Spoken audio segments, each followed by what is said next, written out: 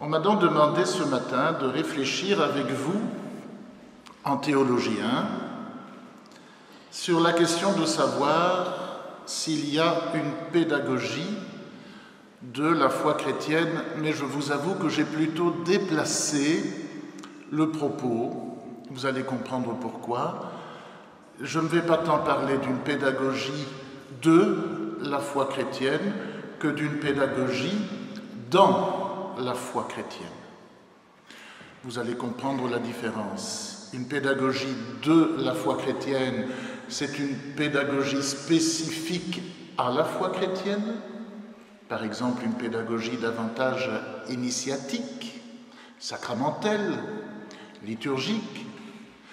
Une pédagogie dans la foi chrétienne, c'est la pédagogie de toute école, mais avec peut-être une coloration particulière parce que cette école revendique son appartenance à la foi chrétienne. J'espère que vous comprenez la différence des deux, entre les deux. Je voudrais faire d'abord une remarque ou l'autre du point de vue de la méthodologie. Pour parler d'une pédagogie dans la foi chrétienne, il me semble indispensable de revenir sur ce qu'est le christianisme en son cœur. Je voudrais faire valoir que le christianisme n'est pas, d'abord, une mémoire de Jésus,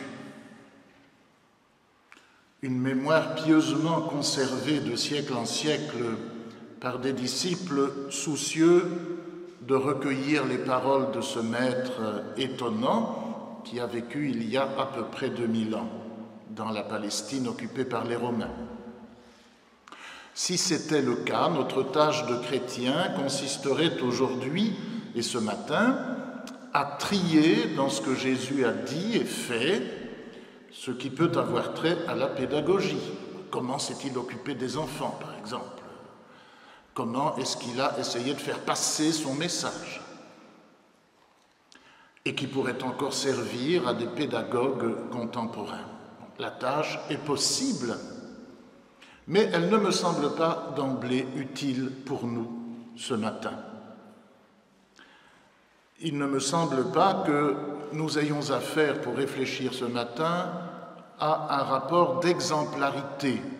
Le Christ ne se présente pas d'abord à nous comme un maître pédagogue alignable sur d'autres. Il y aurait une pédagogie de Jésus comme il y aurait une pédagogie de Bouddha, une pédagogie de Confucius, une pédagogie de je ne sais qui, intéressante à observer parmi d'autres. Il me semble que nous devons aller un peu plus loin si nous voulons ne pas louper la spécificité chrétienne. Quelle est cette spécificité chrétienne? Je suis toujours dans une remarque méthodologique. C'est que le Christ, pour nous chrétiens, est ressuscité des morts. Que savons-nous de Jésus? Nous savons qu'il a vécu et qu'il est mort voici 2000 ans. Il est utile de le rappeler parce qu'il y a un certain nombre de décennies, c'est-à-dire de dizaines d'années, il y a encore des gens, par exemple, dans certains milieux tournant autour du LB, qui contestaient l'historicité de Jésus lui-même, en disant que même le personnage historique était une fable, était un mythe. Plus aucun historien sérieux aujourd'hui ne conteste l'historicité du personnage, même dans les milieux susdits aujourd'hui. Donc, nous savons de Jésus que c'est un véritable personnage, qu'il a véritablement existé, qu'il a eu un comportement prophétique enthousiasmant des foules, contestataire par rapport aux autorités religieuses en place à son époque. C'étaient des autorités juives, proclamé Messie d'un royaume qui cependant n'était pas un royaume politique. Il y a eu là-dessus beaucoup de confusion. Nous savons que ses prises de position, ses paroles et ses gestes le conduisirent, lui puis ses disciples, à des affrontements de plus en plus durs avec les gens dits du Temple, c'est-à-dire les autorités religieuses importantes de Jérusalem, des Sadducéens et des prêtres, jusqu'à ce que ceux-ci le fassent arrêter, le livrent aux autorités d'occupation romaines pour qu'il soit exécuté à la suite de fausses accusations et d'un procès qu'on peut qualifier d'expéditif. C'est un résumé très succinct de la vie de Jésus. Jusque-là, c'est une destinée certainement extraordinaire, mais somme toute fréquente, surtout à cette époque-là. Et ce n'est pas là que surgit le christianisme. Le christianisme naît dans l'affirmation énoncée par les disciples après l'exécution et l'ensevelissement de Jésus de ce que ce dernier est vivant et qu'il le rencontre vivant. C'est une affirmation inouïe que saint Paul va appeler la folie de la prédication. Qu'est-ce que c'est qu'un chrétien? C'est quelqu'un qui dit de Jésus, qui a donc vécu il y a 2000 ans, qu'il est mort, certes, et il a été enseveli, nous disons ça dans le credo, mais il est vivant aujourd'hui et je le rencontre. Allez dire ça de Napoléon Bonaparte, on vous paie une jolie camisole de force avec des festons. Saint Paul a raison de parler d'une folie de la prédication. Or, la foi chrétienne, c'est ça. Il ne s'agit pas, dans cette résurrection, d'un souvenir de Jésus qui serait pieusement conservé. On aurait tellement bien connu cet homme, on en vénérerait tellement le souvenir qu'on dirait « ce souvenir est tellement vivace en moi qu'il est comme une présence », n'est-ce pas? Non. Il ne s'agit pas d'un fantôme ou d'un rêve ou d'une hallucination collective. Il s'agit d'une vraie rencontre avec une vraie personne et cette rencontre est y compris corporelle.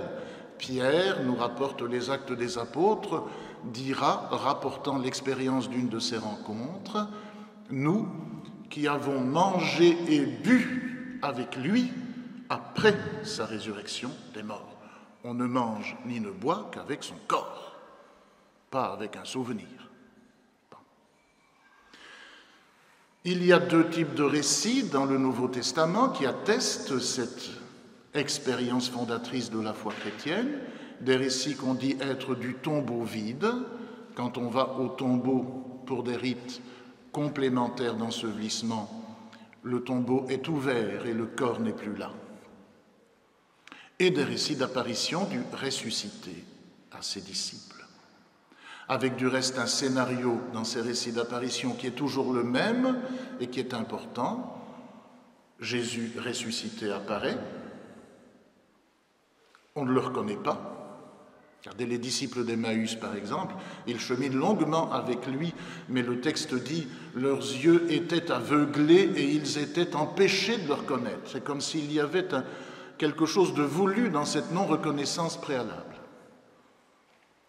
Jésus a leur fait un signe, à Emmaüs ils rompt le pain, alors on le reconnaît, leurs yeux s'ouvrirent et ils le reconnurent, mais lui disparut à leur regard, c'est toujours le texte de saint Luc, c'est-à-dire que leurs yeux se sont ouverts pour ne plus voir personne, mais ils ont compris, et ils sont dès lors envoyés en mission, ils retournent à Jérusalem. C'est pareil pour, par exemple, la Madeleine. Elle ne le reconnaît pas, elle le prend pour le jardinier. Il faut que Jésus fasse un signe, il lui dit son nom, Marie. Ah, Rabouni, alors elle le reconnaît, ne me touche pas, mais va dire à mes frères.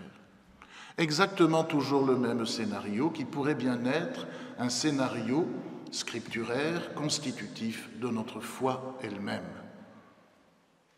Parce qu'aujourd'hui, probablement, nous ne bénéficions plus des apparitions du Seigneur ressuscité. Enfin, si vous voyez le Christ ressuscité tout à l'heure à la pause, il serait peut-être prudent d'aller d'abord consulter. Mais les signes qui ont permis aux premiers témoins de le reconnaître nous sont toujours donnés en Église. Le pain rompu, le nom murmuré d'une certaine façon, et ainsi de la pêche miraculeuse, etc., sont des signes qui sont toujours présents aujourd'hui. Pensez aux signes sacramentels, par exemple. En tous les cas, ce qui est remarquable, c'est que le christianisme s'origine dans ce que Paul donc appelle une folie une folie de la prédication, une folie de la proclamation. Les théologiens emploient pour cela un terme technique grec qui s'appelle le kérygme, K-E-R-Y-G-M-E, c'est un mot grec, kérygma, qui veut dire la proclamation. Voilà la proclamation inouïe, celui qui était mort est vivant, vivant d'une vie nouvelle qui n'est pas la reprise de sa vie antérieure. Il y a une grande différence, par exemple, entre la résurrection de Jésus et la résurrection de Lazare. Parce que le pauvre Lazare, je ne sais pas si vous y aviez jamais réfléchi, le pauvre Lazare va devoir remourir. Ce n'est pas vraiment un cadeau que Jésus lui a fait. C'est déjà pas drôle de mourir une fois, alors lui, c'est payé 2 morts. Tandis que, comme dit toujours Paul, ressuscité d'entre les morts, le Christ ne meurt plus. Sur lui, la mort n'a plus aucun pouvoir. Donc c'est une vie complètement neuve qui s'inaugure là et à laquelle il nous invite à participer nous-mêmes. Voilà la foi chrétienne en son surgissement. C'est à partir de là, et pour transmettre cette foi, qu'on appelle la bonne nouvelle, parce que s'il y a bien une nouveauté, une nouvelle, qu'est nouvelle? En voilà une de nouvelle, ça, alors c'est une bonne nouvelle. C'est pour transmettre cette bonne nouvelle que les évangiles sont écrits, pour mémoire. Il ne s'agit pas pour eux de faire une biographie de Jésus, il s'agit pour les évangélistes de rédiger une catéchèse qui transmette la foi et qui donc est imprégnée par cette foi pascale. C'est donc à partir de là, en bonne méthodologie, je suis toujours dans des remarques méthodologiques, que les évangiles, les mêmes évangiles, doivent être lus. Ils doivent être lus dans la perspective dans laquelle ils ont été rédigés. Ils ne sont pas là d'abord pour raconter des anecdotes, mais pour faire entrer le lecteur dans le mystère de Pâques, dans la foi chrétienne. Un exemple dont je vais montrer l'incidence éventuelle en pédagogie. Vous connaissez dans l'évangile de Luc l'épisode de Jésus, l'évangile de l'enfance, perdu et, comme on dit quelquefois, recouvré, pas recouvert, mais recouvré, c'est-à-dire retrouvé au temple. Les parents de Jésus, tandis qu'il a 12 ans, vont en pèlerinage à Jérusalem et au retour, eh bien, il n'est plus présent avec eux, il est resté au temple, il y a une inquiétude, une angoisse des parents qui le cherchent et finalement, le 3e jour, il est retrouvé. Luc chapitre 2, versets 41 à 52 pour cet épisode. Si on voulait avoir, du point de vue pédagogique, un rapport à Jésus qui soit simplement illustratif, on dirait, j'ai déjà entendu ça autrefois quand je m'occupais de cours de religion, « Oh ben voyez, les adolescents à 12 ans, ça commence à faire des fugues ou ça y songe. C'est normal, Jésus lui-même en a fait. » Voyez-vous ? Donc, il ne faut pas qu'ils se troublent, voilà, on va voir comment Jésus a fait une... Oui, un rapport simplement de parallélisme dont on penserait qu'il serait éclairant. Si on lit les évangiles d'une façon pareillement utilitariste, en pensant qu'on fait de la pédagogie, on loupe complètement l'apport évangélique principal, qui est que Jésus est recouvré le 3e jour et que cet évangile, déjà, même s'il est un évangile de l'enfance, nous parle du mystère de Pâques. C'est déjà sa mort et sa résurrection qui sont mises en œuvre dans l'épisode de Jésus reparti chez son Père. Ne saviez-vous pas que je dois être aux affaires de mon Père? Et recouvré, retrouvé et présent aux siens, à leur grand étonnement. Les paraboles de Jésus, pareillement, n'est-ce pas? Loin d'être, comme on le pense souvent, de petites histoires permettant d'éclairer ses propos pour mieux les comprendre, on dirait alors, mais voyez comme Jésus a été un bon pédagogue, puisqu'il a agrémenté son enseignement de jolies petites histoires qui permettaient à des moitié imbéciles, n'est-ce pas, de comprendre les propos compliqués qu'il voulait faire passer. Alors il avait de charmantes histoires qu'on appelle des paraboles. C'est souvent comme ça qu'on entend les paraboles. C'est pas ça du tout, les paraboles. Les paraboles, ce sont des énigmes. Et ce sont ceux qui ont déjà le cœur tourné vers Dieu ou ouvert à Dieu, qui entrent dans l'intelligence du propos de Jésus grâce aux paraboles, grâce à l'énigme, et ceux qui ont le cœur fermé, les paraboles leur ferment davantage encore le cœur. Donc ce n'est pas du tout une historiette illustrative qui permet de mieux comprendre pédagogiquement un propos difficile qui doit passer. Voici ce que Jésus proclame lui-même. Les disciples s'approchèrent et lui dirent « Pourquoi leur parles-tu en parabole ?» Il répondit « Parce qu'à vous il est donné de connaître les mystères du royaume des cieux, tandis qu'à ceux-là ce n'est pas donné. Car à celui qui a, il sera donné, et il sera dans la surabondance, mais à celui qui n'a pas, même ce qu'il a, lui sera ôté. Voici pourquoi je leur parle en parabole, parce qu'ils regardent sans regarder, et qu'ils entendent sans entendre ni comprendre. » Ça, c'est dans la version de Matthieu, chapitre 13, et la version de Marc est plus raide encore. « Je leur parle en parabole, dit Jésus, pour que, tout en regardant, ils ne voient pas, et que tout en entendant, ils ne comprennent pas, de peur qu'ils ne se convertissent et qu'il ne leur soit pardonné. »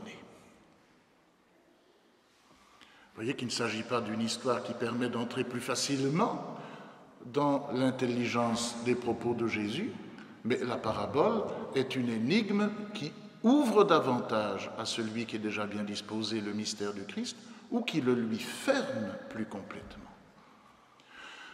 Ainsi donc, si on voulait dire « Ah, mais on va s'interroger sur Jésus pédagogue, il a parlé avec des petites histoires, donc nous aussi multiplions les petites histoires pour aider nos enfants à mieux entrer dans la foi chrétienne », eh bien ce ne serait pas tout à fait correct par rapport à ce que sont les paraboles dans les évangiles.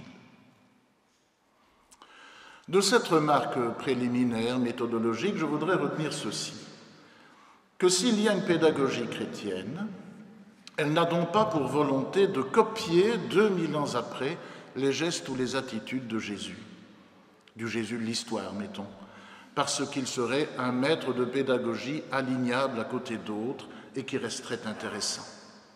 Mais une pédagogie chrétienne, une pédagogie dans la foi chrétienne, doit être enracinée dans ce que veulent transmettre les évangiles qui rapportent ces gestes, ces attitudes et ces paroles de Jésus, c'est-à-dire qui veulent transmettre le mystère de Pâques. Au cœur du mystère de Pâques, c'est un premier point, donc, il y a la victoire sur la mort. La mort est vaincue. Il n'y aura que 2 points, rassurez-vous, et c'est le premier. Je reviens maintenant sur ce mystère de Pâques, donc pour l'approfondir. Au cœur de ce mystère de Pâques, il y a donc une victoire sur la mort. Le kérygme dont je parlais tout à l'heure, c'est cela, la proclamation que la mort est vaincue. La formulation la plus ancienne du kérygme dans le Nouveau Testament se trouve sans doute dans un passage de la première lettre de Paul aux Corinthiens, au chapitre 15, versets 3 à 5. Paul déclare ceci, que je cite, « Je vous ai transmis en premier lieu ce que j'ai reçu moi-même. Christ est mort pour nos péchés selon les Écritures, il a été enseveli, il est ressuscité le 3e jour selon les Écritures, il est apparu à Céphas, puis aux 12. » Paul note d'abord qu'il s'agit là de la plus antique tradition de l'Église, de ce que l'Église a donc à transmettre en premier. « Je vous ai transmis, dit-il, ce que j'ai moi-même reçu. » On n'invente pas ça. On reçoit le mystère de Pâques. On célèbre le mystère de Pâques. Et ça, c'est quelque chose qui, quelquefois, est difficile à entendre dans les mentalités contemporaines, c'est qu'il y a un aspect dans la foi qui est reçu. Il y a un aspect après de recherche et d'approfondissement, mais il y a un aspect dans la foi qui est reçu. La foi ne s'invente pas tous les jours. Si j'inventais la foi tous les jours, pour célébrer Pâques ici en Enghien à l'église, lors de la vigile de Pâques, on ferait un référendum, un sondage. On dirait, bon, pensez-vous que le Christ est ressuscité? Que ceux qui votent oui disent oui, que ceux qui votent non, qui pensent que ce n'est pas vrai, votent non. Puis s'il y a une majorité de non, eh ben on ferme l'église, qu'est-ce que vous voulez? Est-ce que vous voulez qu'on fasse d'autres? S'il y a une majorité de oui, on continue. C'est pas comme ça que ça marche dans la foi. On n'invente pas tous les jours les contenus de foi. On reçoit cela avec une surprise étonnée. C'est quand même une sacrée nouvelle, enfin une sacrée bonne nouvelle que la mort soit vaincue. Donc, on transmet ce qu'on a soi-même reçu, comme dit Paul. Et il énonce ce qu'il a lui-même reçu. La vérité de la mort du Christ. Jésus n'a pas fait semblant de mourir, il n'a pas fait sur la croix comme s'il était mort. Il n'est pas docète. Les docètes disaient que Jésus avait fait semblant d'être un homme, avait été comme, mais n'avait pas vraiment été tout à fait. Si, il est véritablement mort. Il a véritablement été enseveli, il est véritablement vivant, ressuscité, il est véritablement apparu à Pierre, à Céphas et aux 12. Qu'est-ce que c'est que cette victoire sur la mort? C'est une victoire sur toute forme de mort. Il ne s'agit pas simplement de la mort physique, corporelle qui est vaincue là, mais de tout ce qui peut chez nous revêtir une coloration mortelle. Tout ce qui conduit à la mort, tout ce qui est une figure de la mort, le péché par exemple, qui est la mort spirituelle, pas nécessairement la mort physique ou corporelle, est également vaincu dans la résurrection. La résurrection, c'est le renouvellement aussi de notre cœur, pas seulement de notre corps ou de notre âme. Tout ce qui est échec également n'a pas le dernier mot. Derrière le mot mort, nous pouvons aussi mettre le mot échec. Les échecs relationnels, les échecs intellectuels et les échecs pédagogiques. Rien de cela n'a le dernier mot. Ainsi donc, la première conviction d'une pédagogie dans la foi chrétienne, c'est que rien n'est jamais perdu. Moi, je crois que ça devrait être la première conviction d'une pédagogie dans un enseignement, quel qu'il soit, qui se revendique de la foi chrétienne, et quelles que soient les matières, n'est-ce pas, qu'on enseigne, les mathématiques, le français, le calcul, la géographie, ou tout ce que vous voulez. Rien n'est jamais perdu. On peut dire ça autrement, il y a toujours un chemin, toujours. Devant des situations d'échec scolaire, par exemple, devant des situations familiales complexes, devant des situations socio-économiques impossibles quelquefois, il y a toujours un chemin. Toujours. Non pas qu'on doive nier ces situations en les contournant et en chantant Alléluia, en agitant les bras pour dire qu'elles s'envolent, n'est-ce pas? Pas du tout. La complexité reste la complexité, l'échec reste l'échec. Mais le kérygme chrétien nous apprend que toute forme de mort est vaincue. Et donc, ce kérygme nous apprend à affronter ces situations, à les combattre, à trouver des issues et à les traverser en se creusant les méninges pour trouver des orientations nouvelles pour tel ou tel élève, pour assister telle ou telle famille de telle ou telle façon, que sais-je. Mais l'espérance ne peut jamais manquer, même lorsqu'humainement elle semble hors de portée. Voilà, je crois, la première orientation fondamentale que le kérygme chrétien nous enseigne. Il y a toujours un chemin.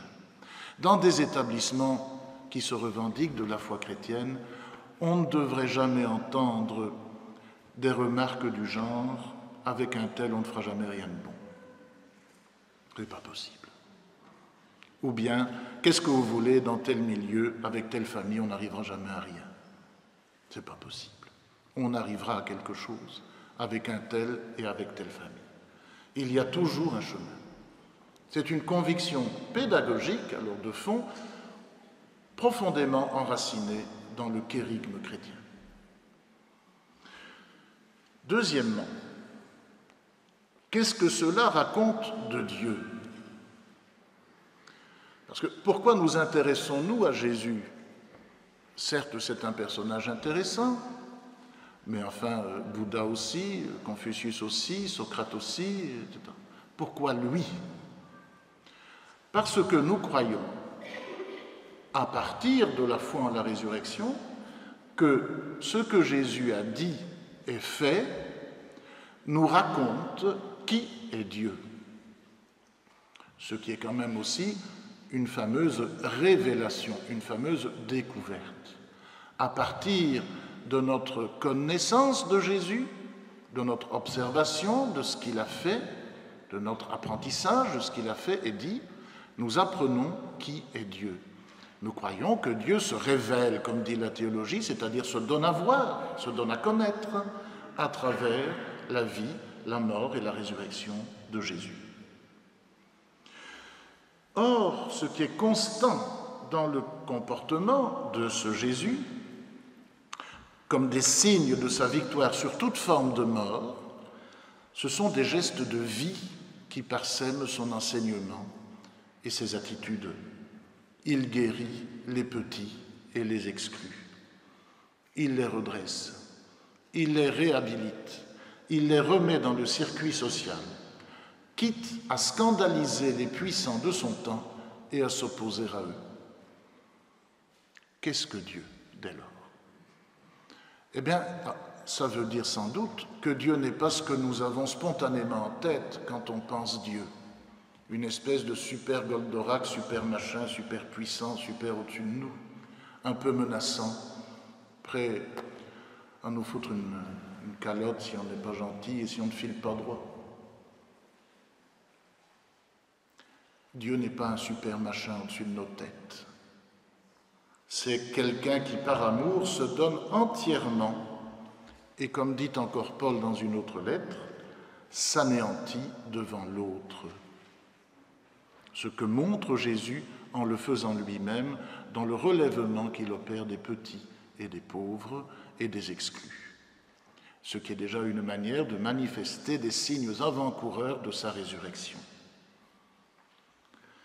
Si la pédagogie catholique, chrétienne, se veut témoin de ce Dieu-là, ce ne sera donc pas en affirmant avec faste et péremptoirement sa présence dans la société belge ou n'importe laquelle, en se faisant dans ses murs un bastion inexpugnable de la vérité avec un V majuscule.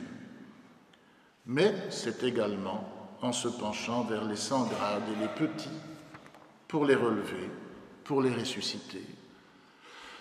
Le pape actuel, François, est, je crois, très soucieux de mettre en avant les conséquences de cette théologie chrétienne, puisque là, il s'agit vraiment de théologie, il s'agit de dire qui est Dieu, de parler de Dieu. Il parle souvent, à ce propos, d'une pastorale de la périphérie, d'une pastorale de la marge. Et ceci me semble très important en pédagogie. Il ne s'agit pas de s'occuper des laissés pour compte par charité, par philanthropie, comme on fait ça béat, si vous voulez, mais parce que c'est ainsi que l'on croit en Dieu. Les deux gestes sont concomitants. C'est ainsi et pas autrement que l'on croit en Dieu, en tout cas au Dieu des chrétiens. C'est le même geste, le même acte, la même cohérence qui nous fait nous préoccuper de ceux qui sont aux marges et qui nous fait être croyants au Dieu de Jésus-Christ. Quelqu'un qui prétendrait croire en Dieu, se dire croyant, puisqu'on aime les classifications en Belgique, moi je suis croyant, moi je suis agnostique, moi je suis athée, etc. Je ne sais plus très bien ce que ça veut dire d'ailleurs. Ces classifications viennent en droite ligne du XVIIIe siècle et elles sont complètement désuètes à mon avis, elles sont complètement surannées. Normalement, quelqu'un qui est croyant aujourd'hui, il ne croit pas en n'importe quel Dieu, donc il est aussi athée au moins d'un certain nombre de représentations de Dieu. Quelqu'un qui est athée, il est quand même encore préoccupé de la question de Dieu. Ou alors, il est un peu neuneux. Quelqu'un qui est agnostique, il doute, mais les croyants doutent aussi, n'est-ce pas? Donc c'est beaucoup plus mélangé que les catégories bien séparées que par commodité institutionnelle on a faites en Belgique depuis le XVIIIe siècle et qui sont aujourd'hui sans objet. Enfin voilà. Donc quelqu'un qui prétendrait croire en Dieu, être croyant, mais qui mépriserait les gens de la périphérie, pour reprendre les mots du pape François, serait un menteur. Est un menteur. Je veux dire ceci. Quand dans une école, pour prendre un exemple, on reconsidère l'action pédagogique tout entière à partir des 10 DYS, je veux dire, de la façon dont on s'inquiète des dyslexies, des dysorthographies, des dyscalculies et des autres 10 possibles, pas les grandes 10 nécessairement, les autres 10 possibles, eh bien, on ne fait pas seulement que s'intéresser un peu plus à ceux qui ont du mal à suivre, on met en place une pédagogie proprement chrétienne qui retentit sur tous les élèves, même ceux qui n'ont pas de 10 quelque chose, et sur tout le corps enseignant, parce que cela met au centre ce qui d'habitude reste en périphérie. Voilà ce qu'est une pédagogie dans la foi chrétienne, à mon avis, est directement liée à la théologie. J'ai été frappé quelquefois en faisant, ça m'est arrivé une fois ou deux, notamment ici, passer des interviews quand des postes étaient à pourvoir d'un enseignement, un poste de directeur, de machin, en interrogeant les candidats sur leur motivation, pourquoi ils se présentent, et évidemment, comme je suis le curé de service dans ces machins-là, sur ce qu'ils pensent du caractère chrétien de l'enseignement dans lequel ils veulent prendre une responsabilité.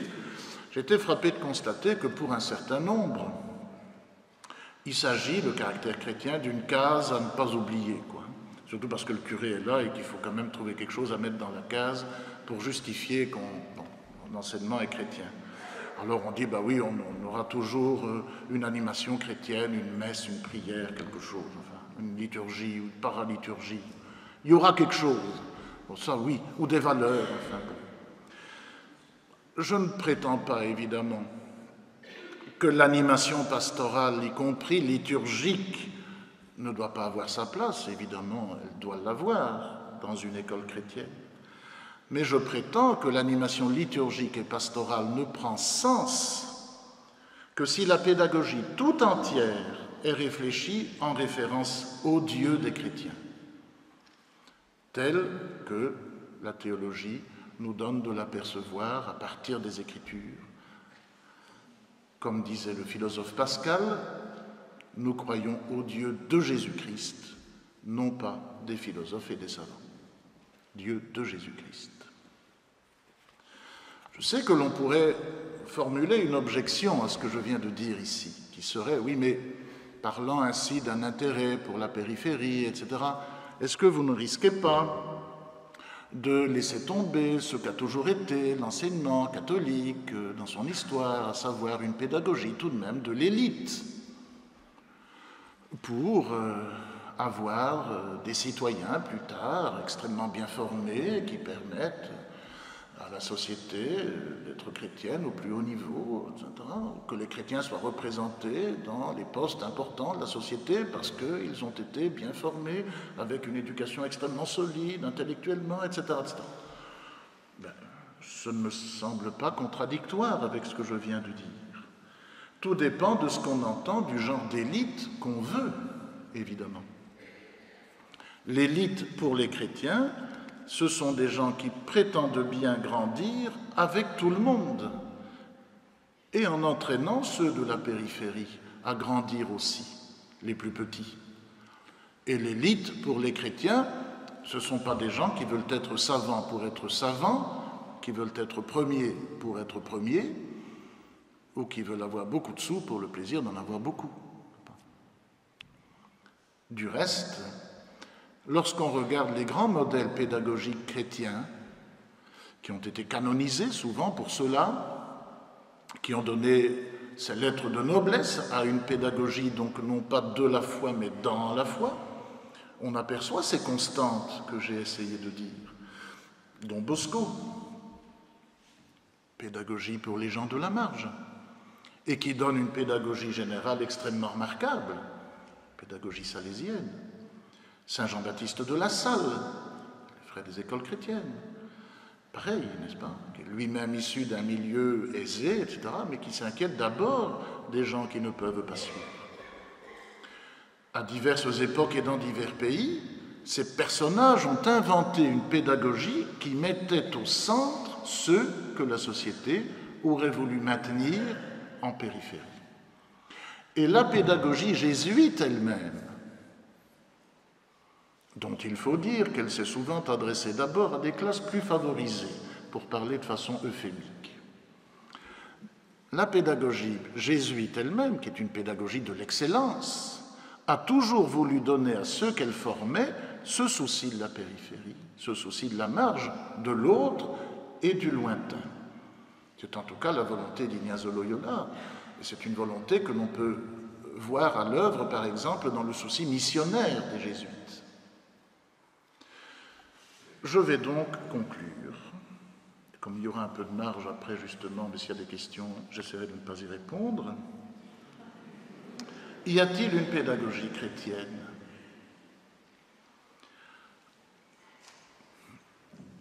Je n'ai pas parlé, parce que je n'ai pas voulu le faire, d'une pédagogie de la foi chrétienne. Je reprends cette distinction parce que ça nous aurait entraîné vers une pédagogie de la catéchèse, une pédagogie de l'initiation, etc.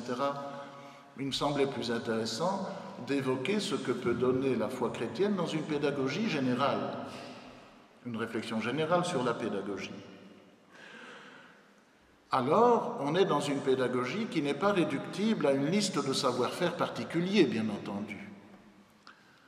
La pédagogie chrétienne, c'est en effet la pédagogie tout court, car la pédagogie est une pratique et une science vivante, des adaptations à l'époque, des adaptations au public, des adaptations à des savoirs nouveaux, et ainsi de suite.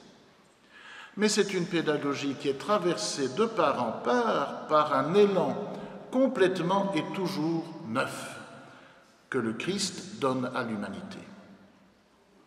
Cet élan consiste à rencontrer tout échec, et donc aussi l'échec scolaire, sous quelque aspect qu'il se présente, et à l'affronter, à le traverser, avec la certitude que l'échec n'a pas le dernier mot, qu'il y a toujours un chemin.